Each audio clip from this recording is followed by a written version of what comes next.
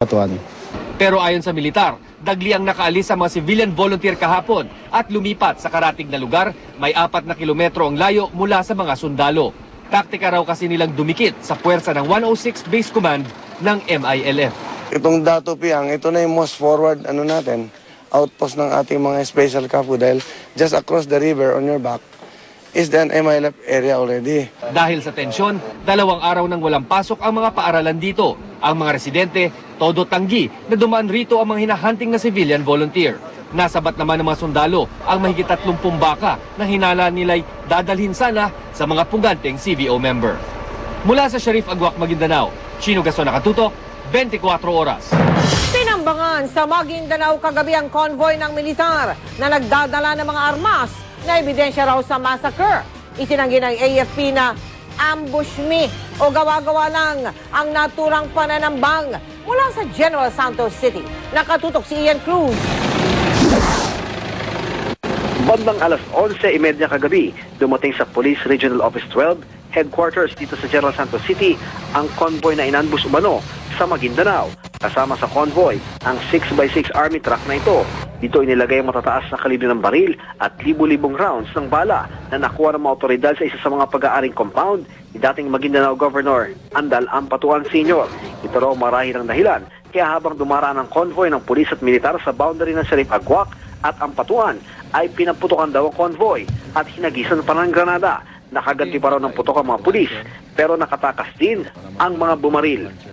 That was 7:15 evening. We already traveling Maguindanao Police Headquarters to this headquarters in Piaro 12.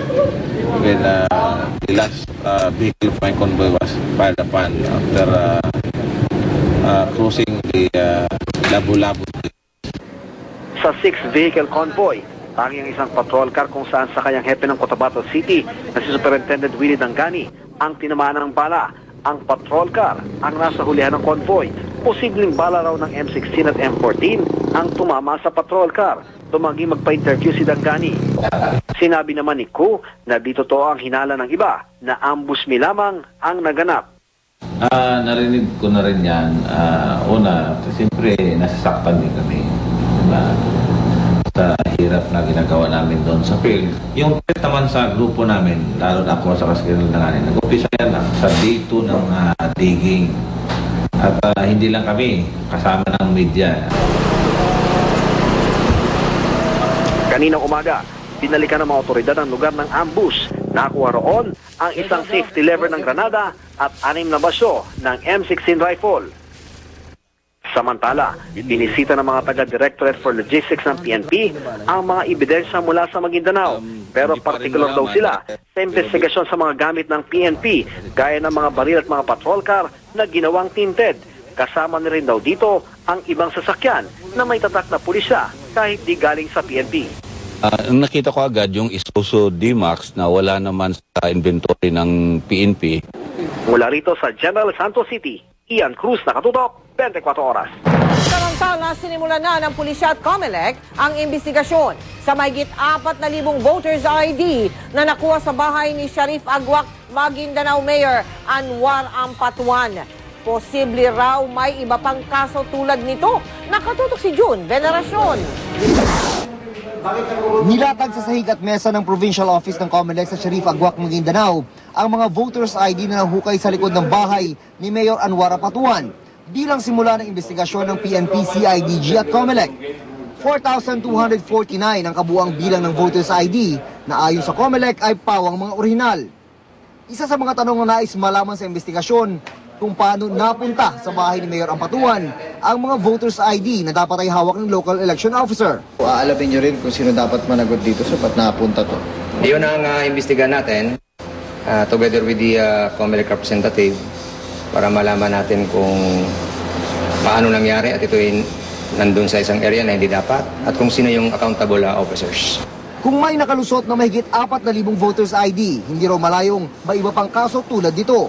Aalamin din sa joint investigation kung totoo bang mga botante talaga ng Sharif Agwak ang mga pangalan at muka sa voters ID.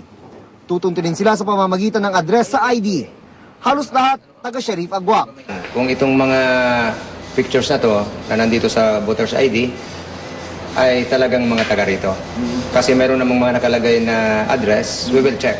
Sabi naman ni Estrelita Orbase, Provincial Comelec Chief ng Maguindanao, hindi ibig sabihin na kung may hawak ng mga voters ID ang isang politiko, ay pwede na niya itong gamitin para mandaya sa eleksyon. May mga magsusuri pa raw kasi sa ID at sa taong may dala nito bago pabotohin sa araw ng eleksyon, kaya hindi rin magagamit ng kung sino-sino. Pero sa probinsyang laging nababahiran ng aligasyon ng pandaraya ang eleksyon, wala na yatang imposible. Naging sentro ng usap-usap tayaan ng probinsya nang mag-12-0 ang mga kandidato ng administrasyon sa pagkasenador noong 2007. Mula Sharif Agwak, Maguindanao, June Veneracion, Nakatutok, 24 Oras. Kaligtasan mo sa Alerto 24. Isang container van na may labang mga produktong gatas ang na-hijack sa C3 Road kaninang madaling araw. Agad namang natunto ng truck dahil may nakakabit na Global Positioning System o GPS. Pero ang mga suspect wala na. Si Oscar Oida, Naka-Alerto 24.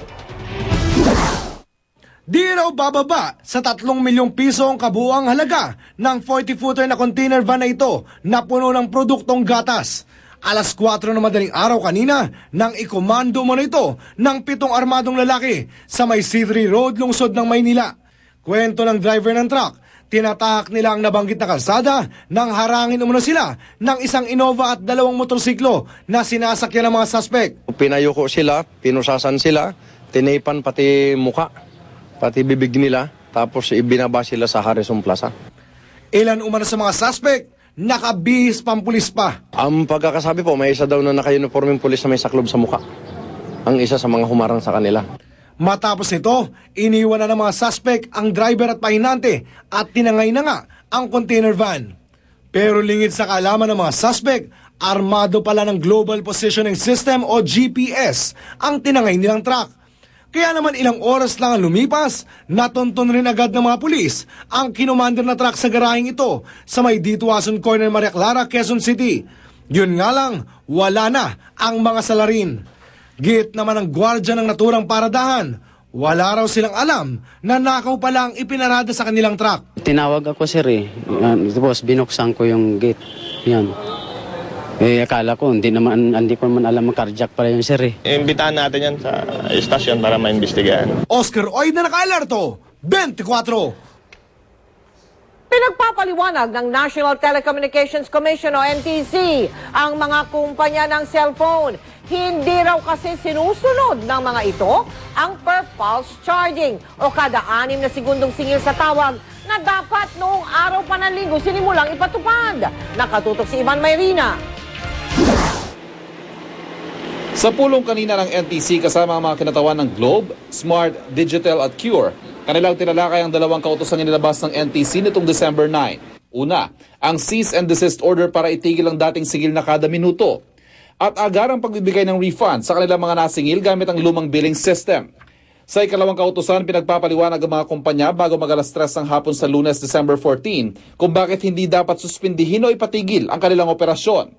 Pagkatapos ng meeting, hindi nagpaunlak ng panayam ang mga telco. Magkakaroon po ng mga deliberations on Monday doon sa hearing for the show cause order.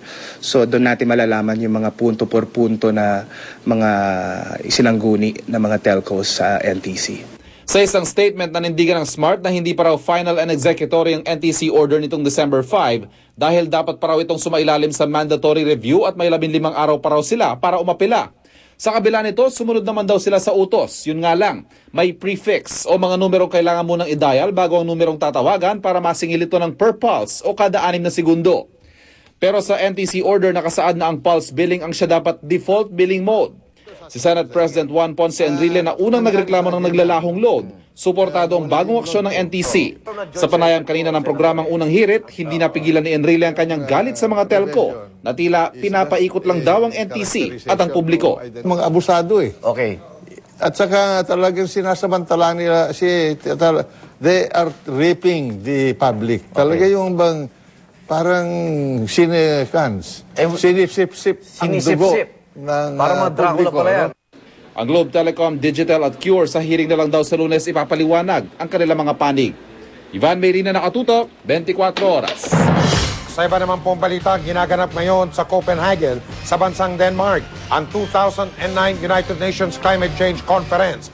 Mga kinatawan ng 172 bansa ang dumadalo sa pagpupulong. Samantala, isinusulong rin ng mga aktivista ang isang agaran at epektibong kasunduan laban sa tinatawag na climate change. Mula sa Copenhagen, Denmark, nakatutok si Pia Faustino. The United Nations Framework Convention on Climate Change.